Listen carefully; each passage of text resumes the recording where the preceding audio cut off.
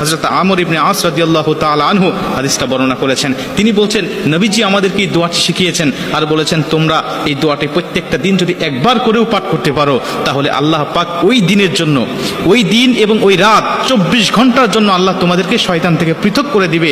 শয়তান ওই দিন ওই দোয়াটা পড়ার সঙ্গে সঙ্গে চিৎকার করে বলতে থাকে যে তুই আজকে সারা দিনের জন্য, সারা রাত্রির জন্য আমার ওয়াসওয়াসা থেকে তুই দূরে চলে গেলি, আমার এরিয়ার, আমার কন্ট্রোলের বাইরে চলে গেলি, আমি তোকে ইচ্ছা করলেও আর ধোঁকা দিতে পারবো না। এজন্য প্রত্যেকটা মুমিনের উচিত হবে এই দোয়াটি শিখে নেওয়া এবং প্রত্যেকটা দিন একবার হলেও পাঠ করা।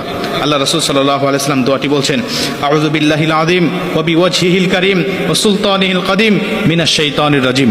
আমি দোয়াটি আবারও বলছি, দোয়াটি সবাই লিখে নেবেন যাতে আপনার ভুল না হয়ে যায়। সহি সুন্দর করে আস্তে আস্তে আপনার প্রত্যেকটা দিন একবার হলেও পাঠ করবেন। আউযু বিল্লাহিল আযীম ওয়া বিওয়াজহিল কারীম ওয়া সুলতানিহিল কাদিম মিনাশ শাইতানির রাজিম। নবীজি বলছে, তুমি